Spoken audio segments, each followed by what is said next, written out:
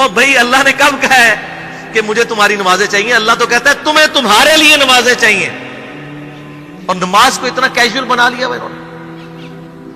صحیح مسلم کے اندر حدیث ہے، آپ صلی اللہ علیہ وآلہ وسلم نے فرمایا بندے کے کفر اور اسلام کے درمیان فرق ہی نماز ہے.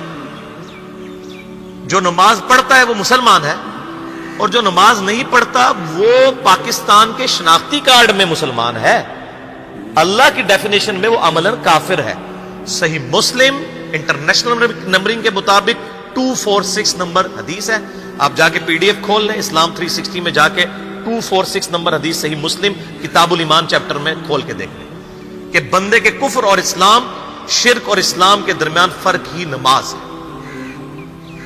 آپ بے شک اپنے آپ کو مسلمان کلیم کرتے رہے، لیکن وہ شناختی کارڈ والا مسلمان ہے، نکاح طلاق والا مسلمان ہے، اس کا جنازہ بھی پڑھ دیا جائے گا، پیدا ہوگا اذان بھی دے دی جائے گی.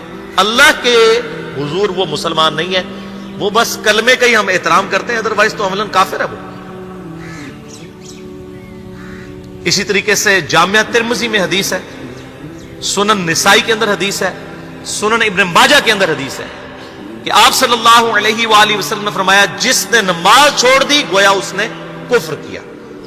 من ترک الصلاۃ متعمدا فقد کفر. اب اس سے زیادہ اور کیا سخت بات کی جائے کہ کسی کو یقین آئے کہ جس نے جان بوجھ کے نماز چھوڑ دی اس نے کفر کیا. اب جان بوجھ کے یہ نہ سمجھیے گا کہ جی میں بال بچیاں دے کمائی کرتا رہنا تھا منو ٹائم نہیں ملتا. جان بوجھ کی ڈیفینیشن بھی نبی علیہ السلام نے بخاری اور مسلم میں موجود ہے کہ اگر کوئی شخص بے ہوش ہو جاتا ہے یا سویا رہ جاتا ہے، یہ دو آپشنز ہیں، یا تیسرا آپشن ہے وہ بھول جاتا ہے، تو جیسے یاد آئے اسی وقت وہ والی نماز پڑھ لے. لیکن جو شخص دنیا کو ٹاپ پرائرٹی مانتا ہے، اپنا آفس چھوڑنے کے لیے تیار نہیں، اپنا کلینک چھوڑنے کے لیے تیار نہیں ہے، اور اپنی دکان چھوڑنے کے لیے تیار نہیں ہے نماز کے لیے، تو ظاہر ہے کہ وہ تو اپنے آپ کو دھوکہ دے رہا ہے. اللہ تعالیٰ تو اپنے معاملات کے اندر بالکل اسٹریٹ فارورڈ ہے. بالکل یہ ذہن میں رکھ لیں. جامعہ ترمذی میں صحیح سند کے ساتھ موجود ہے، عبداللہ بن شفیق تابعی رحمہ اللہ تعالیٰ کہتے ہیں کہ صحابہ کرام علیہم رضوان صرف نماز کے چھوڑنے کو ہی اعمال میں سے کفر سمجھتے تھے.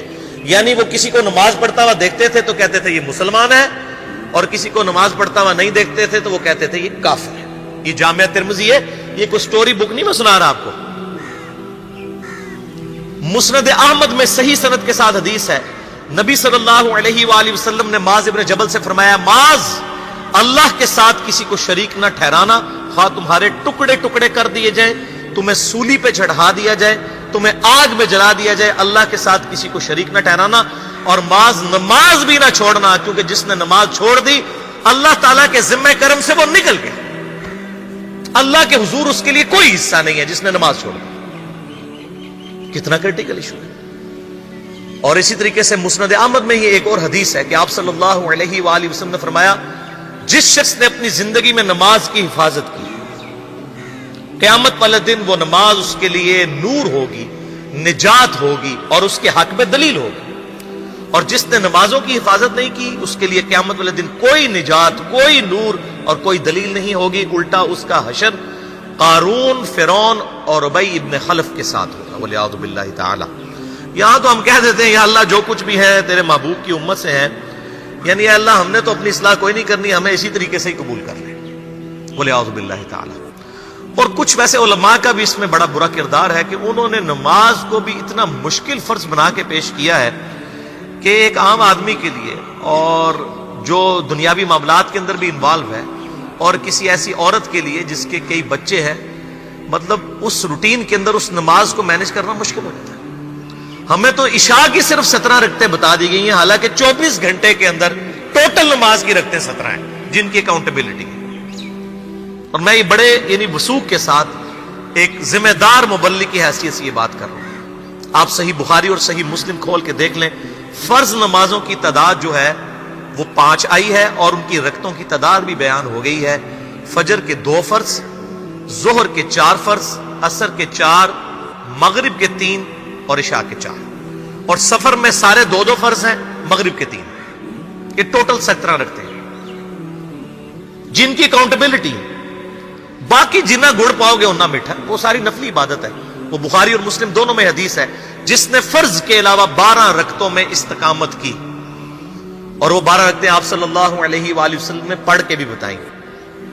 اور امہات المومنین میں سے سیدہ عائشہ نے، سیدہ ام سلمہ نے، سیدہ ام حبیبہ رضی اللہ عنہن نے روایت بھی کی کہ 2 فجر سے پہلے، 4 ظہر سے پہلے، 2 ظہر کے بعد، 2 مغرب کے بعد، 2 عشاء کے بعد. یہ 12 سنتیں موقدہ، جس نے یہ پڑھی اسے جنت میں محل ملے گا. اگر کوئی نہیں پڑھتا تو گناہگاری والا معاملہ کوئی نہیں ہے. اسی طریقے سے اس کے علاوہ ایک اور وطر کی نماز ہے جو سنت موقدہ ہے. وہ سیدنا مولا علی رضی اللہ تعالیٰ عنہ علیہ السلام کا قول ہے کہ وطر سنت ہے، سنت ہے، سنت ہے، مگر اسے مت چھوڑو. ہے سنت ہے لیکن تاکیدی ہے. آپ صلی اللہ علیہ وآلہ وسلم نے سفر میں بھی وطر اور فجر کی 2 سنتیں پڑھی ہیں، لیکن یہ صرف افضلیت کے اعتبار سے تاکیدی ہیں، ان کی کاؤنٹیبلٹی کوئی نہیں ہے. البتہ یہ ضرور ہے، سنن ابی داؤد میں ایک حدیث ہے کہ جس کی قیامت والے دن فرضوں میں کوتاہی نکل آئے گی تو اللہ تعالیٰ فرمائے گا میرے بندوں کی جو نفلی اور سنت عبادت ہے اس کو تول لو اور فرضوں کے ایکویلنٹ قبول کر لو. تو آپ اگر یعنی سنتیں پڑھیں گے تو اس کے ایکویلنٹ نفلوں کی کوتاہی پوری ہو جائے گی، ادروائز اکاؤنٹیبلٹی اس کی کوئی نہیں ہے. یہ ذہن میں رکھیے گا. صحیح بخاری اور مسلم دونوں میں حدیث موجود ہے. ایک صحابی آئے، انہوں نے کہا یا رسول اللہ صلی اللہ علیہ وآلہ وسلم میں جنت میں جانا چاہتا ہوں، مجھے کوئی شارٹ کٹ بتا دیں. آپ صلی اللہ علیہ وآلہ وسلم نے فرمایا اسلام لانے کے بعد نماز، فرض نماز کو قائم رکھ. پھر فرمایا فرض زکوٰۃ ادا کر، فرض روزے دے، روزے جو ہیں وہ ان کو ادا کر اور روزے رکھ. حج اس وقت فرض نہیں ہوا تھا، وہ زندگی میں ایک بار ہے. تو اس نے کہا یا رسول اللہ صلی اللہ علیہ وآلہ وسلم جتنا آپ نے مجھے بتایا نہ میں اس میں ایڈ کروں گا نہ اس میں سے کوئی چیز مائنس کروں گا. اور یہ کہہ کے وہ چلا گیا. آپ صلی اللہ علیہ وآلہ وسلم نے فرمایا اگر کسی نے کسی جنتی شخص کو دیکھنا ہے تو اس کو دیکھ لو جو یہ کہہ کے گیا کہ میں فرض نماز سے زیادہ کوئی نماز نہیں پڑھوں گا، صرف فرض روزہ ہی رکھوں گا، فرض زکوٰۃ ہی دوں گا. اب روزہ اور زکوٰۃ میں تو ہمارے علماء کو اور عام پبلک کو بھی جو دیندار لوگ ہیں ان کو ہضم ہوتی ہے کہ کوئی شخص یہ نہیں کہتا کہ بھئی پیر اور جمعرات کا روزہ. صحیح مسلم میں حدیث ہے کہ آپ صلی اللہ علیہ وآلہ وسلم کے نفلی روزوں کی یہ روٹین تھی. کوئی آپ کو یہ نہیں کہے گا کہ جس نے جمعرات اور پیر کا روزہ نہ رکھا اس کے رمضان کے روزے ہی قبول نہیں ہوں گے. کوئی کہتا ہے؟ کیونکہ ان کو پتہ وہ نفلی ہے. اسی طریقے سے زکوٰۃ تو صرف 2.5% ہے نا، باقی تو نفلی صدقات ہیں جتنے مرضی دیں. کوئی شخص نہیں کہتا کہ نفلی صدقہ نہ دیا تو آپ کی زکوٰۃ بھی قبول نہیں ہوگی. الٹا یہ کہتے ہیں وہ بس جی زکوٰۃ دے لو تو باقی سارا مال پاک ہے. لیکن جب فرض نماز کی باری آتی ہے تو اس وقت وہ 12 رکھتے بھی سنت موقدہ بیچ میں گھسیٹ دیتے ہیں. وہ بھی صرف فضیلت ہے. ٹوٹل 17 رکھتے ہیں، 2 فجر کی، 4 ظہر، 4 عصر، 3 مغرب، 4 عشاء.